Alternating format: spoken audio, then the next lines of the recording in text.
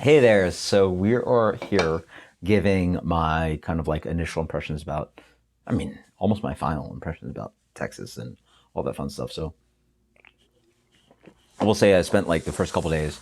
The only thing I knew about this place was driving and having barbecue and studying. So a couple of days of that. I will say that I can't imagine barbecues better elsewhere. I've only been to like three or four places now, and two of those were in the top 50 on Texas Monthly, which is like their publication that like produces arguably the best barbecue in the state.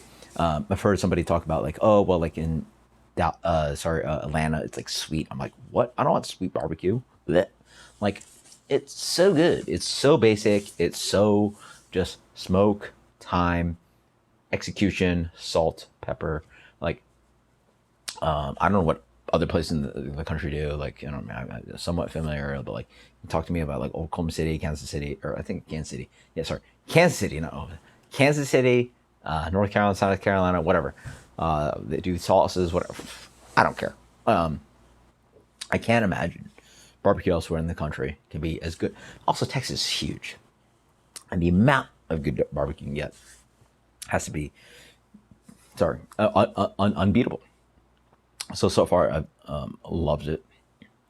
Just some of the best food. Like the fun thing about it is also it's a great story about America in the sense that like, well, great story about America is like so much of great food in America is influenced by other immigrants and other countries. But there's few things that are quote unquote American, like blues, jazz, barbecue. I mean, obviously, like barbecue is influenced by other countries and they do cooking like that, but Texas style barbecue is American. Like it's pure. It's I don't think I don't think anybody else can, promise you that they do Texas style barbecue or American style barbecue. It is American to the T. So that's pretty dope. And so fun thing. Well, just moving on, going along with stories. I will say driving here is pretty interesting. It is very spacious. Just like I'm used to tight cities like New York, so Orlando is pretty spacious, but like Texas is wide. There's so much road here. I feel like so much of the area I'm in is just roads, which is like so bad for the environment and all this cool stuff. But like, it's just all roads, and the worst thing about it is that like I'm used to like driving where like you either get off or you stay on, and so like I literally brought the thing that I have on my car from home to put on like an air vent, so kind of my phone. So I'm like driving with my like phone right here, let's go like this. Yeah, I'm driving with my phone's right here, and I can see it. And I've missed multiple like it there's never it's never quite like get off. It's like there's a this and a this. Yeah, there you go. Imagine you're driving and there's like a this and a this, right?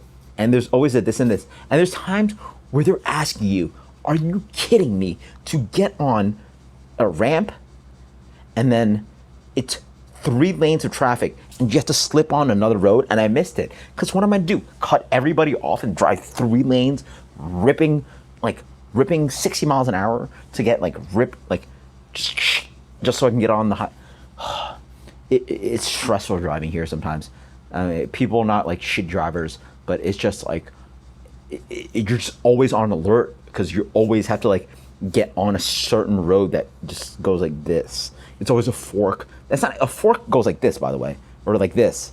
It's always like a this or that, and it's so close. If whether it should be on a left lane or right lane or a middle lane, it's super annoying. It's super annoying. It sucks because you just have to like diverge just barely to get into this road or that road because otherwise you're shipping off this ramp or that ramp. Like, I'd much rather drive in New York. I mean, it's not traffic heavy ideally.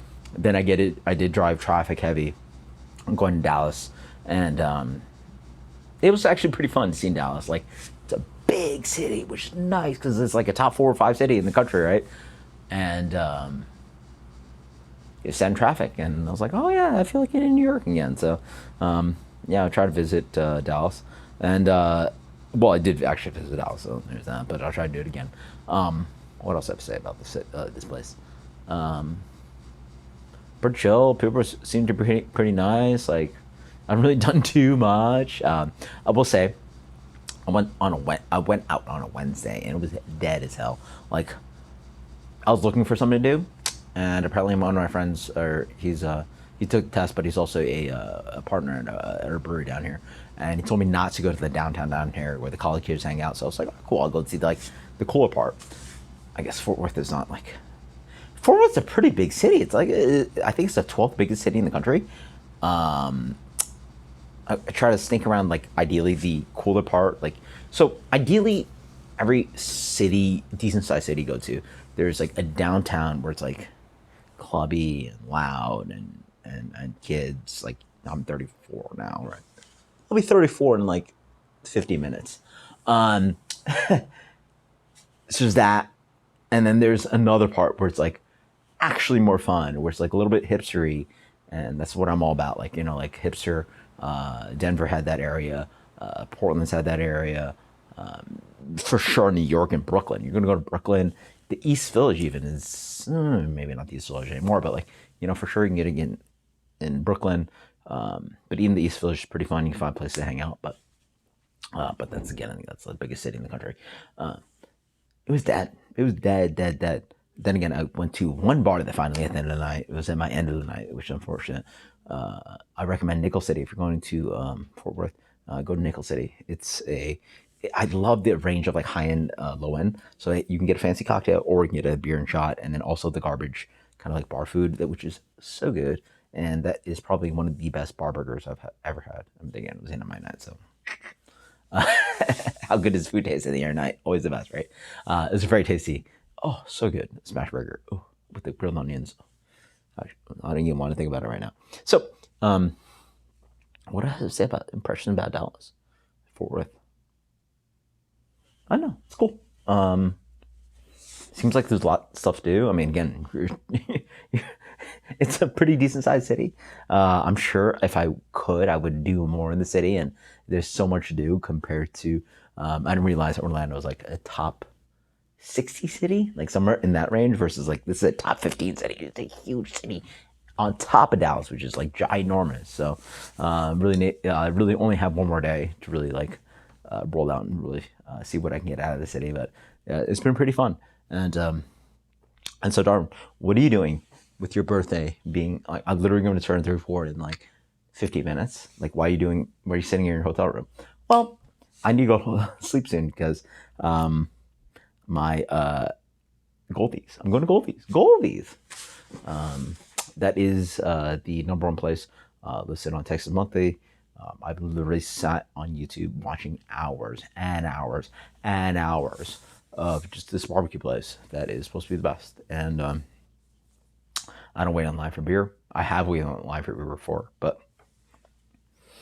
I've not done that in a gajillion years. And I can't wait to try this barbecue. So I'm going to have to sit in line. I literally went to Goodwill to buy like just a random chair so I can sit on something for a couple hours. And I'm going to sit in line for a couple hours at like 9 a.m. Yeah, well, maybe 9 a.m. Let's hope I do that. Let's hope I don't oversleep. And I can also try some of the best barbecue in the country, maybe in the world, and or at least like Texas style barbecue, the best in the country, best in state. And that's my goal. So I'm excited. That's my birthday present to myself.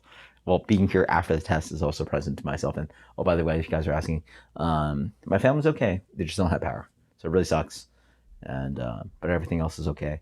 Hurricane Ian thankfully did not crush Orlando as it could have done. Still, no power is absolutely like terrible.